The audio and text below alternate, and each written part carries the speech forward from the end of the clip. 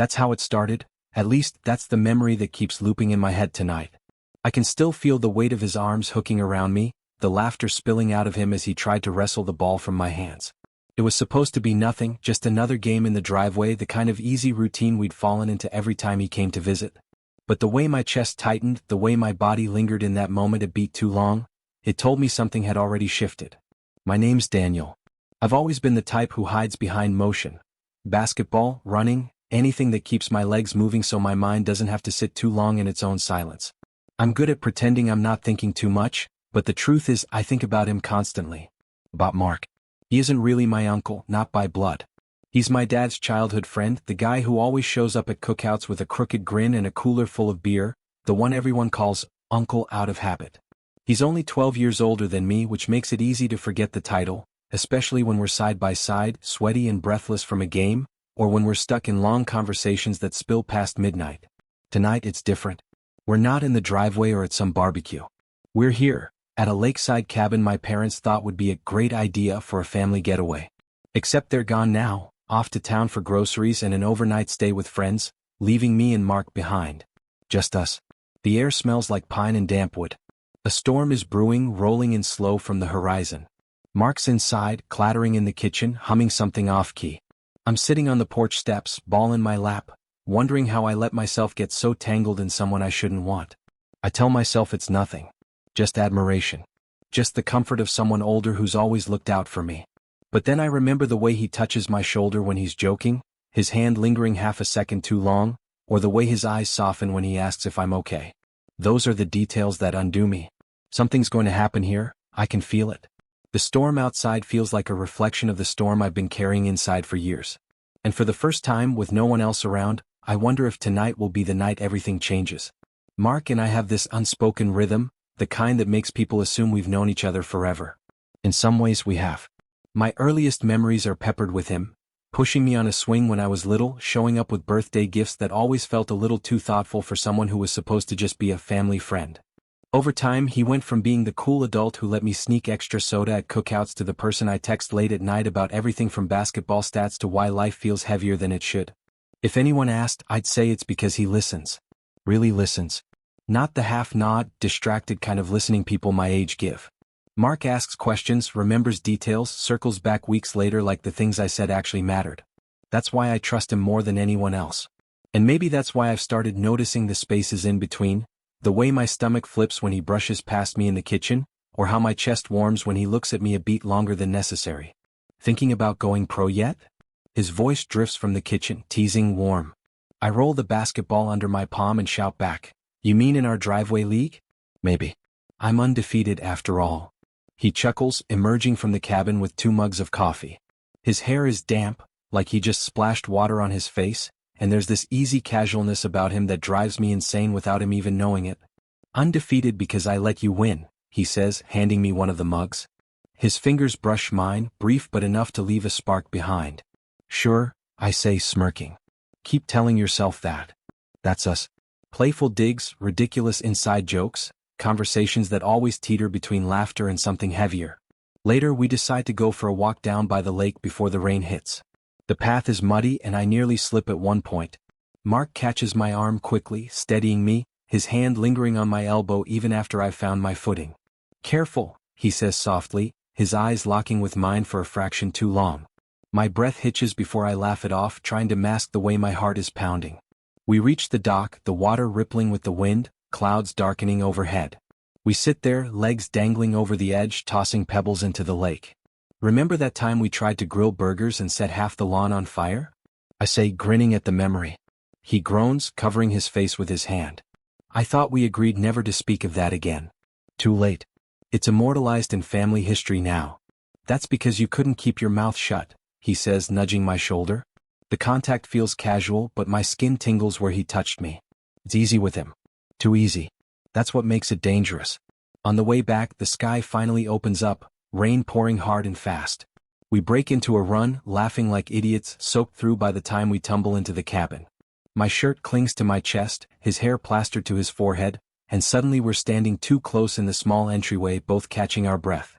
"Well," he says, voice low, "guess that storm hit faster than we thought." "Guess so," I reply, trying not to stare at the droplets sliding down his neck. The power flickers once, then cuts out completely. Darkness swallows the cabin except for the dim light of the storm outside. Perfect, Mark mutters. No electricity, and I didn't pack half the stuff I should've. We're down to one sleeping bag. The words hang there loaded, though he doesn't seem to notice. I nod quickly, trying to play it cool, though my heart feels like it's trying to escape my ribcage. One sleeping bag. One storm. One night where everything feels too fragile to pretend nothing is happening. And I know this, something's going to give. The cabin feels smaller with the storm raging outside, thunder rolling like a drumbeat against the windows. The only light comes from the flickering glow of a lantern Mark found in the storage closet. It casts him in amber, soft and unreal, like he's someone out of a dream. I keep telling myself not to stare, but my eyes keep betraying me. He's stretched out on the couch, peeling his damp shirt over his head to drape it across a chair by the fireplace. My brain short-circuits at the sight. His chest, lean but defined, the kind of strength built from years of work rather than vanity. I force myself to look away, to busy my hands with wringing out my own shirt, but every movement feels clumsy, obvious. "Cold?" he asks. His voice is casual, but there's a softness there, like he's checking in. Like always. "I'll live," I reply, though my teeth chatter slightly. He shakes his head, amused. "You're terrible at lying." That's when he notices the blanket situation, or rather, the lack of them. There's one thin quilt and the single sleeping bag he pulled from the closet. "Well," he says, scratching the back of his neck, "guess we're doubling up." The words land heavy between us. He says it so matter-of-factly, but my heart is in freefall. Sharing a sleeping bag with him, being that close all night, no space to hide, feels like both heaven and hell. I nod, pretending it's no big deal even though every nerve in my body is buzzing. We spread the quilt on the floor near the fireplace, unzip the sleeping bag to make it wider, and climb in shoulder to shoulder. It's awkward at first, fumbling with zippers and trying not to bump into each other too much, but soon the storm drowns out everything else. Rain lashes against the windows. Thunder shakes the cabin. And there's only the sound of his breathing beside me, steady, grounding. I shift slightly, trying to find a comfortable position, and my knee brushes his. I freeze, waiting for him to pull back, but he doesn't. In fact, he adjusts too, and suddenly his arm is pressed lightly against mine. Heat spreads through me, chasing away the chill. "Better?" he asks quietly. I swallow hard. "Yeah. Thanks." The silence that follows isn't uncomfortable, it's charged, heavy with the things I want to say but can't. My mind keeps running circles. What if he notices? What if he already knows? What if this ruins everything? And then he laughs softly. "You're stiff as a board, you know that? Relax. I'm not gonna bite." It's meant as a joke, but my pulse spikes. I turn my head and he's watching me, eyes glinting in the dim light. Something unspoken passes between us, something I can't name but feel deep in my chest. I look away quickly, heart racing. Easier said than done. He shifts closer, draping part of the quilt over me, his arm brushing against my side as he does. The touch is casual, thoughtless even, but it sets me on fire. "You've always been like this," he murmurs. "Trying to carry the weight of the world on your shoulders. Even now, when it's just a storm and a busted generator." I blink, startled by the softness in his tone. "You notice too much. Maybe. Or maybe you just don't realize how easy you are to read." His voice is low, thoughtful. "At least to me." The words hang in the air, heavier than the storm outside. My throat tightens and I don't know what to say. Does he mean it the way I hope he does? Or am I just twisting everything because I want it so badly? I roll onto my side, facing him before I can stop myself. He's already looking at me. The lantern light catches the lines of his face, the strong jaw, the curve of his mouth, the faint scar near his eyebrow I've always wanted to ask about. For a moment, neither of us moves. The space between us feels electric, like one wrong shift could set everything ablaze. My hand twitches, aching to close the distance, to bridge the gap with a touch. But fear roots me in place. If I reach out, I might lose him. He must sense my struggle because his expression softens. Slowly, carefully, he reaches out and adjusts the edge of the blanket near my shoulder, his fingers grazing my collarbone. The touch is nothing really, an excuse, a gesture, but it sends shivers racing down my spine. "You're shivering again," he says, almost apologetically. I let out a shaky laugh. Not from the cold. The second the words leave my mouth, I regret them. Too revealing. Too raw. But instead of pulling back, he studies me quietly, his gaze steady and unreadable. The storm rages louder, wind howling through the trees outside, but all I can hear is the thundering of my own heartbeat. I've never been closer to saying everything. And I've never been more terrified. I don't know how long we lie there in silence, bodies pressed close inside the sleeping bag, the storm pounding against the cabin like it's trying to break in.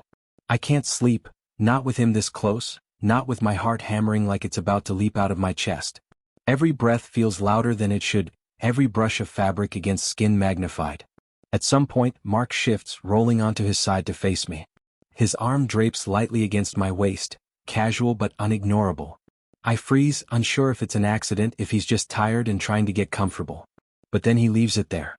Solid, steady, warm. "You're still awake," he says softly. I nod, throat tight. "Yeah. Thought so." His mouth quirks into a half smile. "I can practically hear your brain buzzing from here." I laugh, short and nervous. "You always think you know what's going on in my head."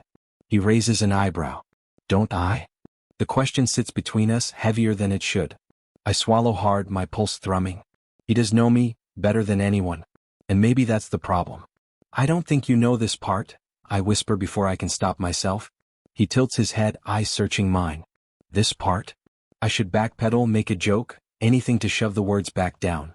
But the storm outside feels like it's shaking something loose inside me and I can't hold it anymore. "This part where," my voice falters. My chest feels tight, like if I don't say it now, I'll choke on it. "Where being this close to you isn't just comfortable. It's hard. Because I want it too much." His eyes widen slightly, but he doesn't move, doesn't let go of me. For a long moment, the only sound is the storm outside. My stomach churns, panic flooding in. I ruined it. I said too much. But then he exhales, slow, like he's been holding his breath too. "Daniel?" His voice is low, almost rough. "Do you have any idea how long I've been waiting for you to say that?" The words hit me like a punch, stealing the air from my lungs. "What?" He gives a nervous laugh, running a hand through his damp hair. "God, I thought I was losing my mind. Every time I caught myself looking at you too long or wanting to reach for you, I kept telling myself it was wrong. That you'd never feel the same. That I'd mess everything up if I said anything. I can barely process it. My heart is in freefall, crashing through every wall I've built." "You mean, ew?" "Yes," he cuts in, his voice firm but gentle. "I mean exactly what you think. I've wanted you for a long time. Longer than I should have let myself." His hand lingers near my waist, hesitating, like he's afraid to go further. But I never wanted to push. I needed to be sure. His eyes search mine, vulnerable in a way I've never seen before. "And now you're telling me you feel the same." For the first time tonight, I let myself really look at him, at the hope flickering in his eyes, at the faint tremor in his hand where it rests against me. He's just as scared as I am. Relief and fear crash into me at once, tangling into something overwhelming. My throat is dry, but I manage to whisper, "I was so sure you didn't see me that way. I thought I was going crazy." His thumb brushes against my side, small, tentative, but enough to make my breath catch. "You're not crazy. Or maybe we both are. But if this is crazy, I don't want to stop." I let out a shaky laugh, equal parts terrified and elated. "So what now?" He studies me for a moment, his expression softening. "Now, I kiss you if you'll let me." The words hang between us, electric. My body feels like it's on fire, nerves sparking in every direction. I nod, barely able to breathe. "Please." Slowly, agonizingly slowly, he closes the distance. His hand cups my jaw, fingers trembling just slightly, and then his lips brush mine. It's gentle at first, hesitant, like he's afraid I'll pull away. But I don't. I lean in, pressing closer, my hand fisting lightly in the fabric at his side. The kiss deepens, still tender but desperate, like years of silence are spilling out all at once. The storm outside crashes louder, wind howling, but it feels distant compared to the thunder in my chest. When we finally break apart, we're both breathless, foreheads resting together. "Jesus," he murmurs, a shaky smile tugging at his lips. I've imagined that 1,000 times and it still doesn't compare. I laugh softly, overwhelmed, my hand still pressed against his chest where I can feel his heartbeat racing as fast as mine. I don't even know what to say. "Don't say anything yet," he replies, brushing his thumb along my cheek. "Just stay here. With me." And I do. I curl into him, our bodies fitting together like they were always meant to, and for the first time in years, the storm inside me quiets. But even as warmth spreads through me, a thought lingers in the back of my mind. This isn't just about tonight. Tomorrow will come. The world outside this cabin will come. and I don't know what that means for us. Still, with his arms around me and the storm raging on, I let myself believe in this moment. In us. Because for the first time it feels possible. For a while we just lie there, tangled up in the sleeping bag, letting the storm fill the silence between us. My body feels light, like I've finally exhaled after holding my breath for years. His arm is wrapped around me, strong and certain, and my head rests against his chest. His heartbeat is fast but steady, a rhythm I could get used to. I still can't believe that just happened. I murmur into the fabric of his shirt. He chuckles softly, the sound vibrating through me. You think you can't believe it? Try being me. I've been rehearsing that moment in my head for so long, I thought it would stay fantasy forever. I pull back just enough to look at him, grinning. Rehearsing? What, like in front of a mirror? His ears redden and he groans. You're never gonna let me live that down, are you? Nope. I smirk, savoring the chance to tease him now that everything's out in the open. I want the whole performance. Did you practice different approaches? Maybe finger guns and a wink? He laughs, shaking his head. God, you're impossible. Then softer, but I love that about you. The words hit me like another bolt of lightning, but this time they don't scare me. They settle warm and sure in my chest. I shift closer, pressing a quick kiss to his lips, bolder this time. It feels easier now, like the dam has broken and I don't have to hold back anymore. When I pull away, he's smiling at me in that quiet, knowing way that makes me feel seen down to my bones. But reality creeps in as it always does. What happens after this? I ask, the words heavier than I mean them to be. When we're not trapped in a cabin during a storm? His smile fades just slightly, replaced by a thoughtful look. That's the big question, isn't it? He traces idle patterns along my arm with his fingertips, a soothing motion that steadies me. It won't be simple. People won't understand. Hell, we'll probably get a lot of questions we don't want to answer. I nod, biting my lip. So you think this is a mistake? He immediately shakes his head, eyes locking with mine. No. God, no. Being with you, wanting you, has never felt like a mistake. Scary, sure. Complicated, absolutely. But never wrong. His certainty disarms me. I didn't realize how badly I needed to hear that until now. So what then? I press, needing something solid to hold on to. We take it slow, he says firmly. We figure it out together. No rushing, no hiding from each other. Just us one step at a time. And if anyone else has a problem with it? He shrugs. That's theirs to deal with, not ours. Something in me unclenches at that. The fear is still there, but it's softer now, muted by the warmth of his voice and the way his hand never stops moving against my skin. I laugh quietly, more out of relief than humor. You always make it sound so easy. He smirks. That's because I'm older and wiser. Older maybe, I tease. Wiser, debatable. He groans dramatically, pulling me tighter against him. See? This is what I get for baring my soul to you. Endless mockery. I grin against his chest. You love it. Yeah, he admits, voice low and certain. I do. The storm begins to ease outside, thunder fading into the distance. Inside, though, the world feels completely different. Every glance, every brush of skin, every laugh we share now carries a new weight. A sweetness. For the first time, I let myself imagine a future with him. Waking up in the same bed. Long drives with the windows down. Maybe even telling people, not all at once but eventually when we're ready. It's not a perfect picture, but it's ours. As sleep finally starts to pull me under, I whisper, one step at a time, huh? Yeah, he murmurs, pressing a kiss to the top of my head. One step. Together. And just like that, for the first time in years, I drift off without fear of what tomorrow will bring. The storm passes sometime in the early hours, leaving the cabin wrapped in a soft, damp silence. When I wake, the lantern has gone out, and the first light of morning spills through the window, pale and golden. For a second, I don't move. I just lie there, soaking it in, the steady rise and fall of Mark's chest beneath my cheek, the warmth of his arms still wrapped around me, the faint trace of his cologne clinging to the fabric of the sleeping bag.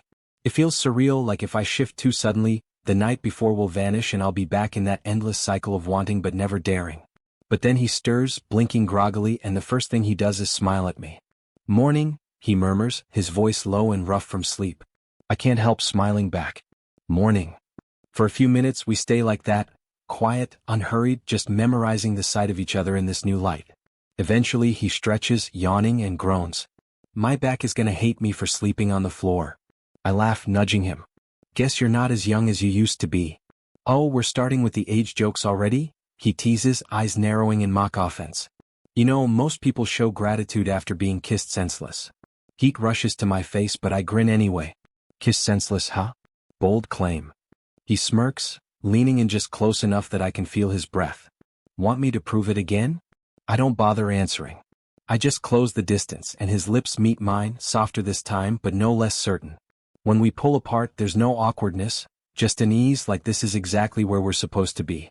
We pack up slowly, moving around each other in a rhythm that feels new and familiar all at once. Every accidental brush of fingers becomes deliberate, every shared look a silent acknowledgement of what's changed. When we step outside the world feels freshly washed. The lake is still, the trees glistening with droplets, the air sharp with the scent of rain. It's quiet in a way that feels like a promise. We stand on the porch for a moment looking out at the water. My hand twitches at my side, nerves tangling in my chest. But then his hand finds mine, simple, steady, sure. He doesn't look at me when he does it, doesn't make a big gesture of it. He just laces our fingers together like it's the most natural thing in the world. The weight of it, the warmth of it, it says everything words can't. I squeeze his hand lightly. So this is real? He finally glances at me, his expression soft but certain. It's real. If you want it to be. I do, I say, no hesitation this time. His smile widens, that familiar crooked grin that's always undone me. Then it's us. Whatever comes, we'll figure it out. We start walking toward the dock, steps slow, deliberate. For the first time, I'm not thinking about what people will say, or what the future might take from us. I'm just thinking about him. About how his hand fits in mine, how the morning light glints off the water, how the air feels clean in my lungs. This is the beginning. Messy, complicated, terrifying, but ours. As we sit at the edge of the dock, legs dangling over the water, he bumps his shoulder against mine. So, undefeated driveway champion, he says, teasing. Think you could take me one-on-one today? I grin, leaning back on my hands. Only if you're ready to lose again. His laugh rings out across the lake, warm and unguarded, and I realize then that this laughter, this closeness, this hand in mine, is what I've been waiting for all along. Not the perfect moment. Not certainty. Just him. And as the sun rises higher, painting the sky in shades of gold and promise, I know this is only the first step of many. Together.